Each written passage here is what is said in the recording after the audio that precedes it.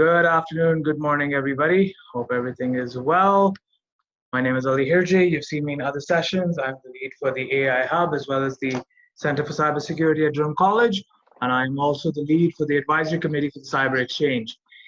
Helen Oakley, as many of you know, as the fearless leader behind Leading Cyber Ladies and numerous other phenomenal cybersecurity initiatives. She's joining me today. She's also a co-advisor with me on the siberXchange. She is here to speak to you about certain hacking techniques. And we're going to jump right into this session with Hack with Helen, delivered by Helen Oakley. Helen, over to you. Thank you, Ali. Welcome, everybody. So before I start with everything else, I like to present a disclaimer, and it's a standard practices that me as a cybersecurity expert do. What I'm about to show you, what I'm about to talk about, is only for educational purposes and not to encourage any unlawful practices. And I will elaborate on that a little bit more. So who am I? Like you know, I am a leader for Leading Cyber Ladies in Toronto. And I work at SAP in cybersecurity professional, and this is my daily job.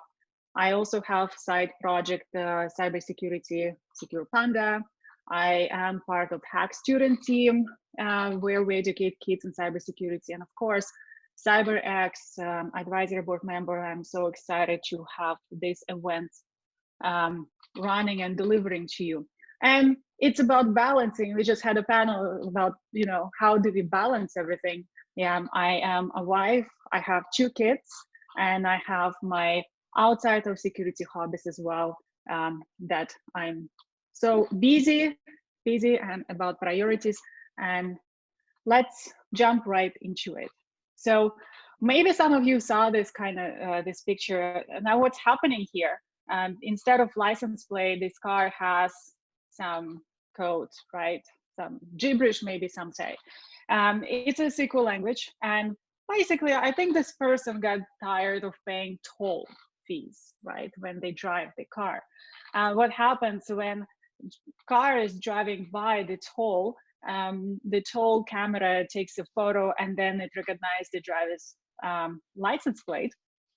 Then this license plate is being associated with an account and they receive a bill for driving that distance. Now, what he did, he actually decided to completely erase that from the database. So if there is a vulnerability in application for this tool, then it would recognize as not just the license plate, but, oh, okay, I have to do something else after the license plate.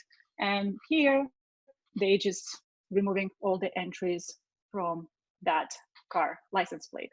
So it is maybe funny, it's a funny photo, but this kind of practice is illegal. Now, what is hacking and what is good or bad about hacking, you know? And we, of course, you know, we hear a lot about it, but I like this quote. If it wasn't hard, everyone would do it, right? Hard is what it makes it great. And this is what I really love about cybersecurity in general. It is great and maybe for some hard, but it doesn't mean that you shouldn't pursue it, right? And it does require a lot of patience, persistence, you know, and just keep going, keep trying, keep doing, keep learning, continue learning. Now, hacking itself is often associated with a criminal activity. So when we hear hacking on news, it's like, oh, somebody got hacked, right? It's something bad. And this is true. There are a lot of bad activities, and you can see different material online. Here I'm displaying, for example, a cyber map from Kaspersky, and a daily rate of attacks is enormous, right? And for example, this screenshot I took yesterday, like midday maybe or so, and Russia and United States were on the top 5, and Germany too. So in China, so it's a lot of activities happening, and of course those activities lead to breaches as well. And I have a link here below. Information is beautiful for all breaches that recently happened. It's really fascinating to see how how invasive those activities are. Now, the good, the bad is a very fine line for the hacking itself. So we can think about actually a good part of the hacking. It's intellectual curiosity, right? I am curious, how would it work if I don't follow the manual, and if I do something else, what would I do about that? And then we have innovation hackathons, right? That very tightly integrated with this kind of activity, hobbies, right? And then we have more professional side of hacking, like ethical hackers, and more about what we're going to talk today. And they, by doing these activities, by trying to go around certain systems, they look for the flaws, right? For the flaws in the applications or environment, landscape, infrastructure, and see if they can help those companies to build stronger environment. And also, what the difference is that they have to follow the code of conduct precisely. And no means no, it's something serious. So there is a contract and there are boundaries, and no matter how much we may not like that, right, we still have to follow. And that was the fine line distinguishing from good activities and bad activities. And it's really interesting, because even here I have an example of an article that happened just not too long ago, when actually cybersecurity professional went to jail just because they didn't follow contract precisely. And it's very serious matter that we need to understand as ethical hackers. Always follow what is being agreed upon, right? And never go sideways. Okay, so types of hackers. Who are they? What they do? How do we distinguish them? So black hats are the illegal activity people, those who break systems, who work in, I don't know, dark web, illegal world. White hats are also ethical hackers. So white hats are those who work for companies who do also hacking activities, but they have a good intent. So here comes the fine line. So you do the same activities, but you have a different intent at the end, right? Then there are gray hats, and gray for a reason, because they're shady areas, right? One day they may do something good, one day they may just follow some different interests. And basically in cybersecurity world, we say you cannot really trust gray hats. Like either you have good intent, or you don't have good intent. Script kiddies are people who usually try to learn how to hack, and then they copy some chunks of code and try to inject, and they don't really know what exactly they're doing. They just like play around without realizing how much harm they can do, and it can be also illegal activities. And then we have all possible spy hackers, terrorists, state-sponsored hacks, right? There's the US and China, and so on. So those are categories. But what is ethical hacking, right? What it really is. So by definition, it's attacks performed against the company or individual, right? To test if there are flaws. And like I mentioned before, it's binded by contract. So this kind of activity is legal. And as long as you follow the contract, you won't get into trouble. Now, why would we do ethical hackings? There are tons of reasons, for sure, and we can elaborate on that as a whole separate topic, why and how and so on. But I wanted to mention maybe 4 the most obvious ones, or the main ones. So first of all, ethical hackers help evaluate current security profile of a company, whether they do just application security hacking, or they go through the whole infrastructure, or like, for example, red teams, they go end to end, the physical security, social engineering, infrastructure and so on. So they uncover the flaws, they look at the this overall security profile of the scope that they're testing, and then they report on that. So from that, they create security measures. So when they find a flaw, they also recommend how to fix the flaw, what is should be done in this case to prevent attack like this or vulnerability like that. They highlight the effect on weaknesses. So it's not just like, oh, you have here a broken lock, right? You need to fix it. And this is the new lock that you need to put. They also provide the effect on weakness. So what would happen if you have a broken lock to your server room, right? So this means that somebody can just walk in and do whatever they want, steal all your data, you know, bring everything down. And those effects and weaknesses are important. So it's a communication to the company to explain what it means, because what if they think like, oh, well, I don't know what it means, like it's not really important. But no, you have to explain what's important. And that's what makes good ethical hacking practice and what makes a standout from that whole profession.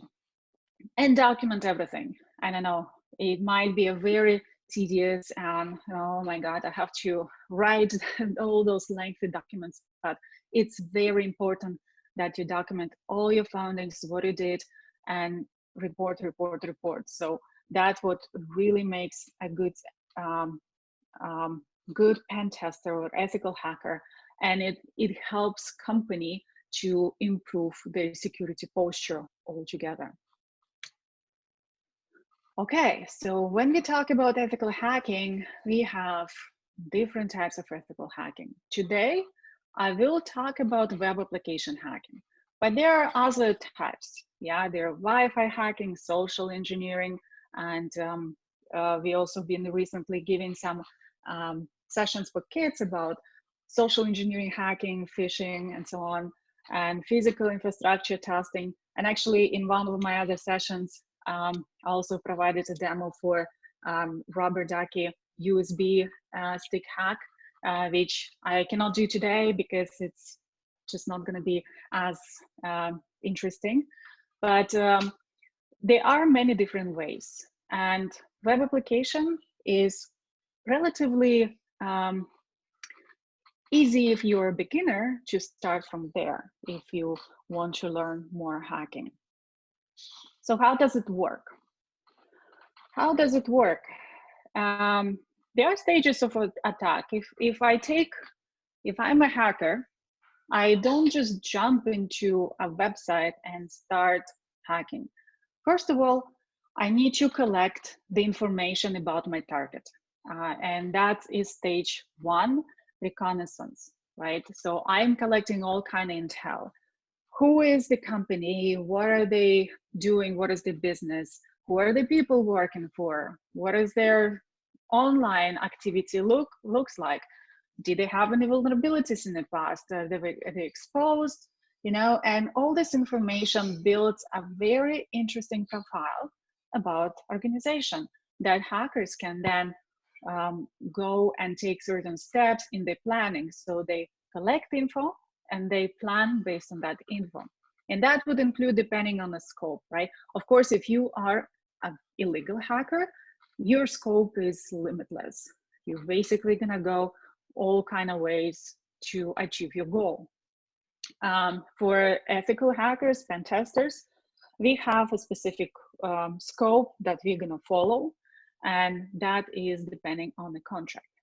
Now, the step number two, scanning. So scanning, now I have collected my my information, and I'm gonna scan the systems, the network of the company. For example, I can figure out if there are any vulnerable components in the network that I could use.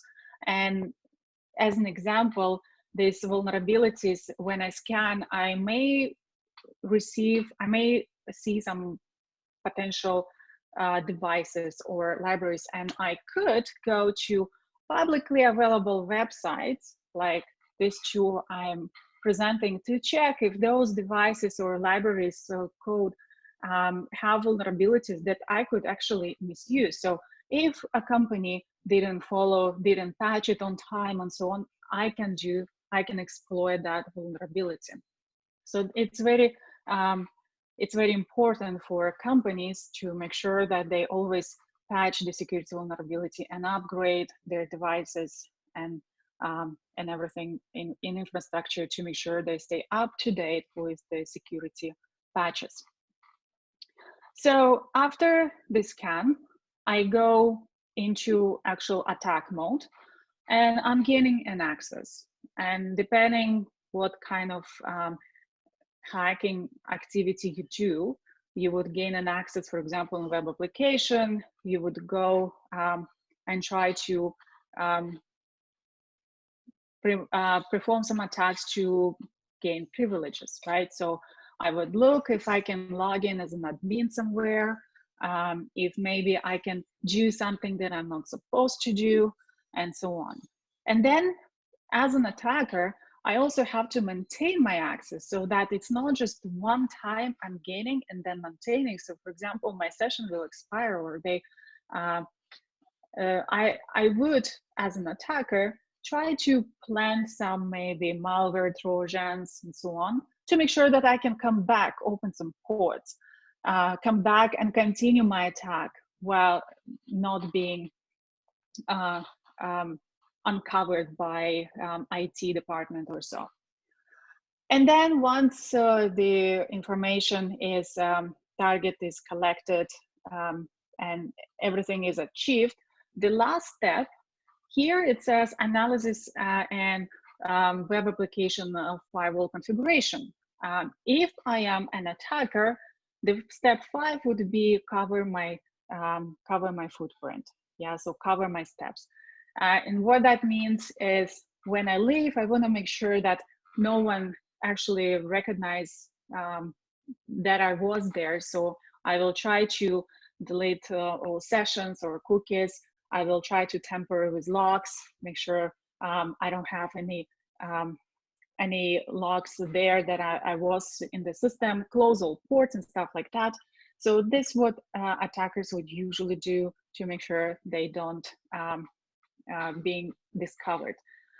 As an ethical hacker, my last step, as I went through the whole exercise, my last step would be analysis and documentation. And this is the very important step for the company to understand what went wrong and how to improve their security posture. So I would create a report, I would provide some recommendations, and it's really up to the company later on, of course, if they will follow it or not. But the important step is to definitely document. Okay. So, understanding web application security. Today, we will talk about web application security, web application hacking. And just for those who might not be involved a lot in the development of applications. So we have users. Users access browsers. So I'm logging into website. I'm logging into, I don't know, whatever, my bank account or something. Then the request is sent to the web server, and it's querying the database to see if my account is there, and then it response is being sent back to the logic, the web server, and I'm being authenticated at that point and logged into the account, into the system. And I see it on my browser. So for me as a user, I don't see much. It's just a browser, it's a web page. I enter my login username and password, and I am logged. Now, it does create vulnerability, a lot of actually vulnerability points. One more thing I wanted to mention, that we have different surface, the large surface of attack here. We also need to consider as hackers that there are secondary services that also being connected to our primary website, right? For example, if I'm at the, some e-commerce site, and I have gone through my shopping cart and I want to buy something. Now, the e-commerce site may not use specifically their, implement their own payment system. They will use a secondary service for payment system. to process the payment, right? So services like that would be somewhat integrated and called from the web server, the application. It's an additional, actually, vulnerability point. Now, what do hackers do? So hackers try to attack all these different vectors, and they can send, for example, a phishing email to users, right? And user will click a link and they will get transferred to a website that looks like my bank account login page. And I will try to enter my credentials, but it's not really, it's just basically I'm sending those credentials to a hacker website. So from user perspective, if you're not educated what to look for, it's very easy to fall for that and actually expose your sensitive information to hackers. But then there are many different ways, and today we'll look at how to what hackers do by actually injecting some scripts into the web logic and trying to gain access by entering different SQL injections. So we'll look at that and see how exactly this could be done and how we test it. Now, we have this great website. I'm sure most of you know about that. If you don't, please check it out. There are lots of useful information. I wanted to point out there are top 10 vulnerabilities in 2020. Today, we still have #1 SQL injection. Okay, no matter how much we try to protect everything, there are still SQL injections out there, which is very, very dangerous attack that can be done. So I will not go through all of them. I wanted to point out SQL injection and cross-site scripting. This is two things that we will look at, and I'll show you today what it means and how it's done, how we test it. Before we go into that, I wanted to review with you a use case. And a use case of recent breach, well, it was actually in 2019. Fortnite. If you know a game, personally, I never played that game, but I know it's very famous on younger people. So the breach was huge, right? 2 million users worldwide, stolen accounts with passwords, in-game currency. People basically were charged from their bank to buy stuff in the game and so on. And the reason, well, flaw in login page, XSS, so cross-site scripting. And it was really interesting because they actually had ethical hackers. So Epic Game, they had ethical hacker team coming in, and they provided them a report describing this vulnerability.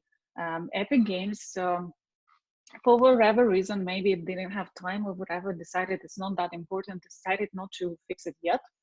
So it was exploited by those who figured it out online.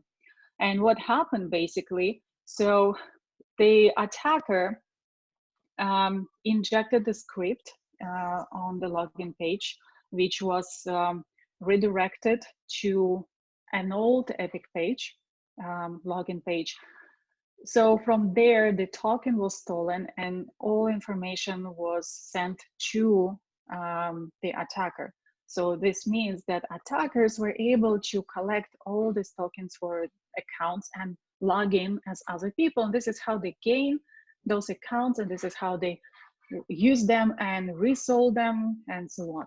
So it's quite seems to be a very basic thing to fix, you know, and very first thing that all attackers will actually look at, you know, login page, and we'll look at that today. So again, so what is cross-site scripting? It's a common attack, right? That injects some malicious code, like a script, to do something specific.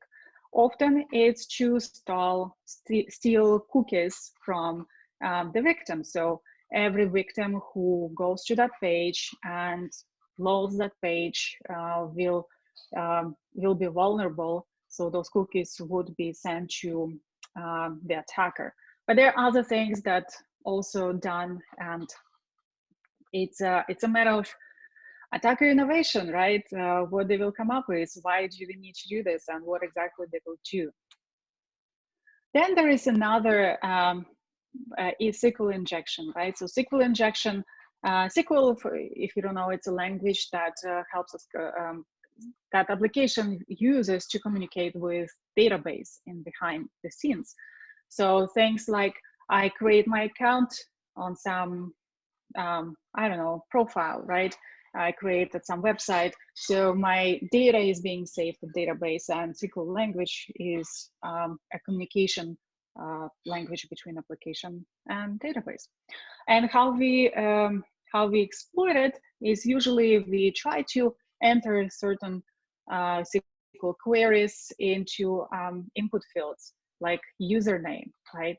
Enter your username, and then we add some SQL query language, and we try to see if it's gonna sanitize it, or it's gonna throw an error, or it's actually gonna do something for us, right?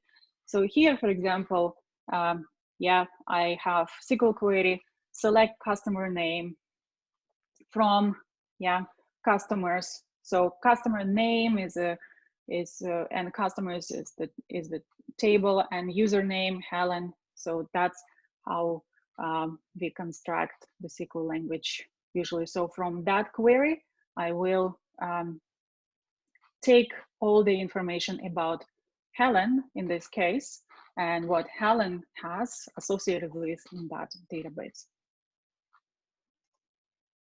Okay, show time. So we have about 50 minutes left. I think I can make it.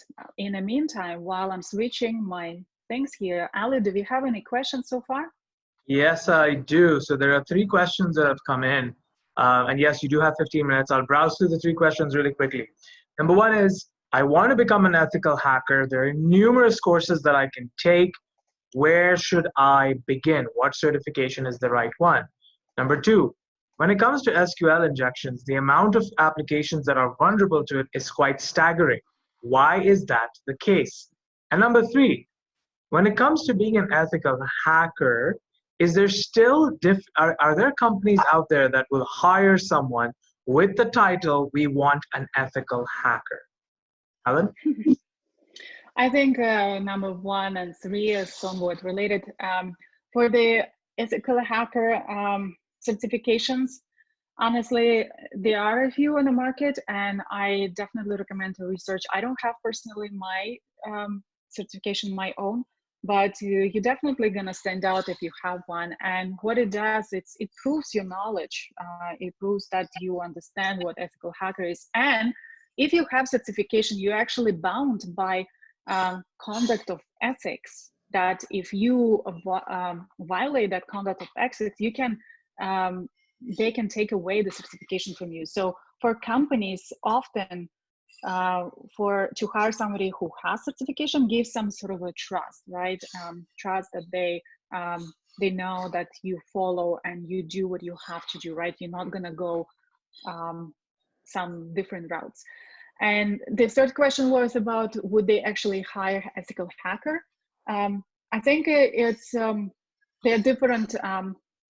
They're different roles, right? And I wouldn't very much be stuck in one specific name or description.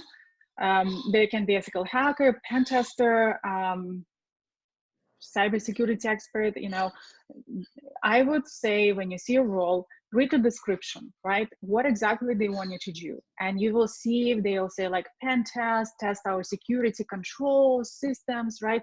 So all these aspects will be in regards to that. Of course, you more likely see just general security analyst or security expert, which would include some penetration test in it, perhaps. But you may have a broader role, so you won't be doing 100% only pen testing all the time, right? If you go work for a company whose business is not cybersecurity, But if you go for a company who hire security experts and they actually provide the service to other companies, then you might be actually working as a pen tester full time. Yeah. And second question, could you repeat that, please, again? It was like the number of companies or applications that are vulnerable to SQL injections is quite staggering. Why is that the case? Well, I think, well, because it's a consistent work, right? So new code is developed. First of all, we have a lot of legacy code that contains a lot of vulnerability. But also with newly developed code, not all companies yet, unfortunately, follow all the security measures. And it requires to have integrated security throughout the whole development lifecycle. You know, you have to do scans, you have to test it, you have to do the risk assessment, like threat assessment on your application. And it might be because they don't have enough expertise, they don't have enough resources, right? If it's a small startup company, or maybe it's a public company who don't have also resource or budget to do something like that. So there are a lot of reasons, and unfortunately, that's why we need to be more aware of that and make sure that we share the information and let them know this happened, but never hack them for a good show, right? To show them.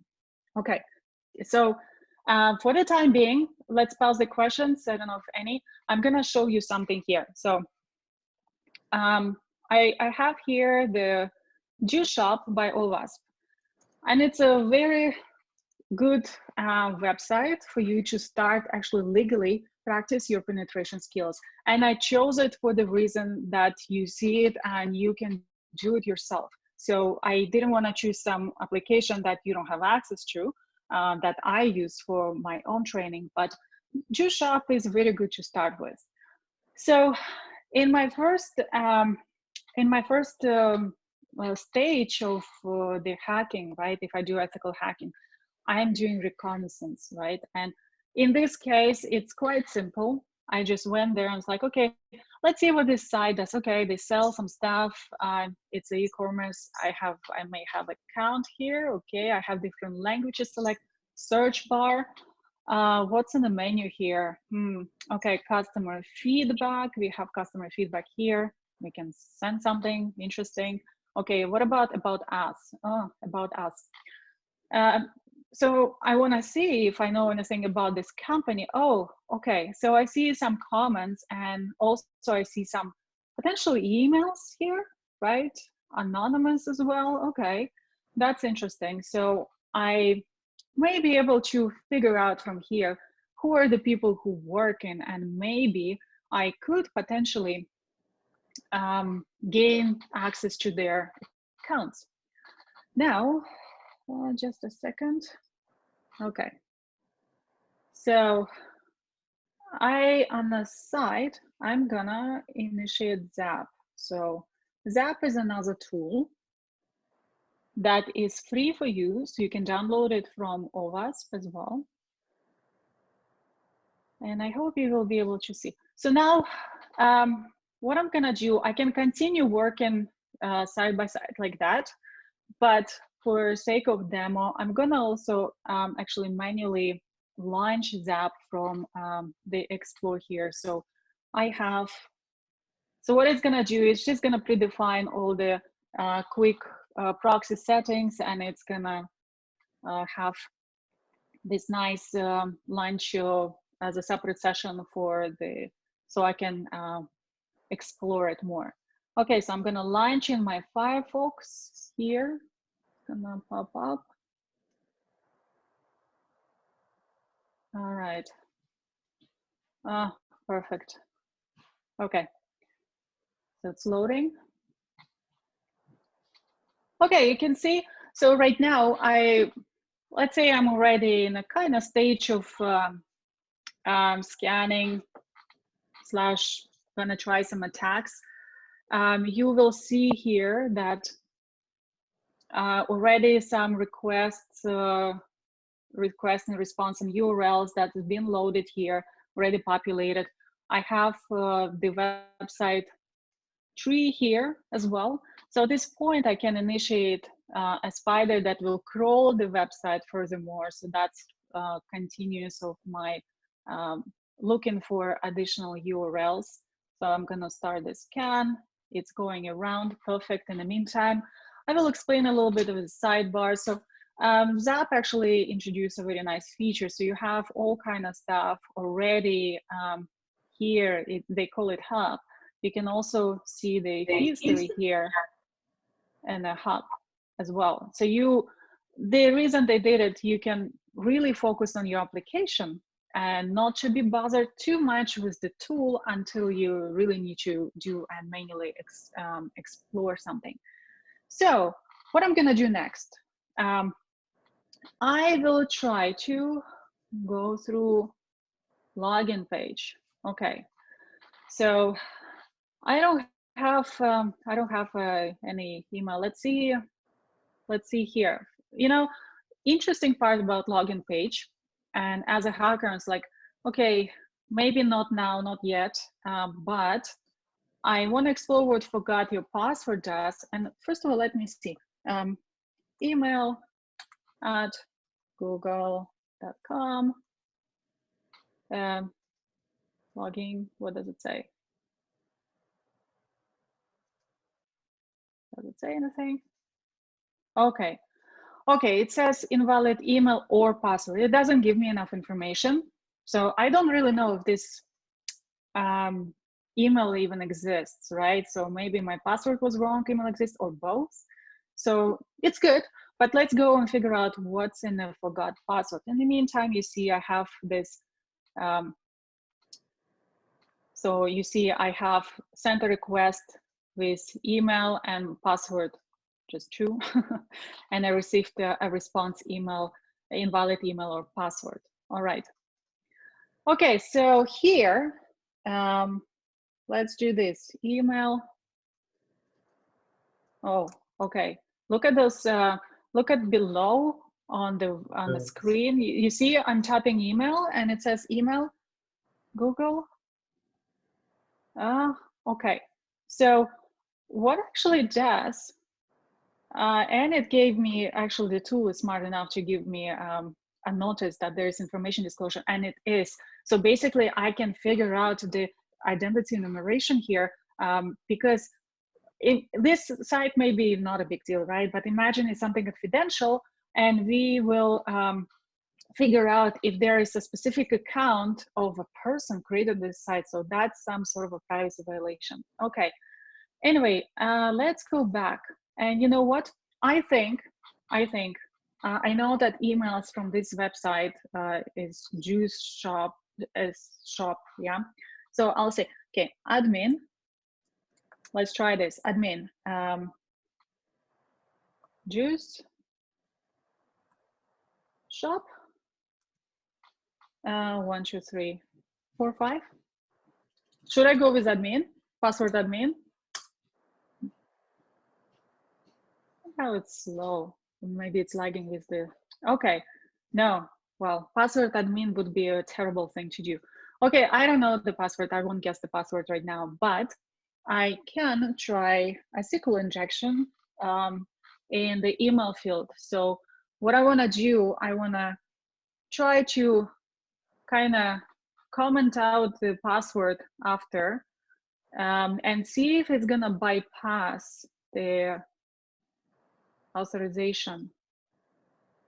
Let's see. Oh, and I'm in. Okay, so this is a very simple example of SQL injection. Now let's explore it furthermore. So I'm gonna open this wider, and okay. Just an FYI, you have 5 more minutes. Yeah. Okay. All right. So this took longer than I thought. No worries. Okay. Okay.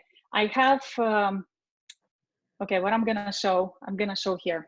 So I'm going to try to inject a script into my search page because that's, first of all, let's test it. Test. Okay. So you see here, search result, it's populated word test. So I know it's not just searching, it's also returning some result. Script, alert, hello. Oh,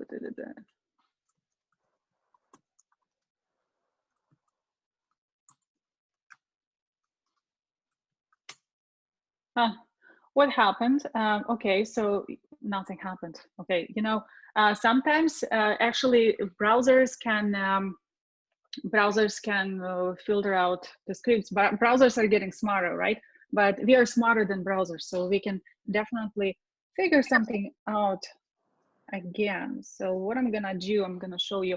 I'm gonna obfuscate my script by typing same function, but using iframe. And now, wow, you have vulnerability here. I can also see it in my Zap, but I don't need the UI. And okay, so right now I'm not gonna go through that. I don't need the UI, but I can definitely do the same attack without UI. And now I'm gonna do a little bit more, tiny more sophisticated, just a tiny more different script. I'm gonna try to steal cookie, and I'm gonna send the cookie into a different website. This website does not exist, so it doesn't really send anything. But I have, you see, I entered an image here in a script, and I have a broken image. And for the reason so that I can show you that there is something, I'm gonna inspect element here. And inspecting element down below, I can show you that this was actually reflected, and now every time somebody loads, the cookie would be sent to that website. Okay, and the last one, because it's very fun to do. So embedding code. Okay, I have here Mr. Bean. Mr. Bean, I'm gonna share. I'm gonna use this iframe to show you a video from this website.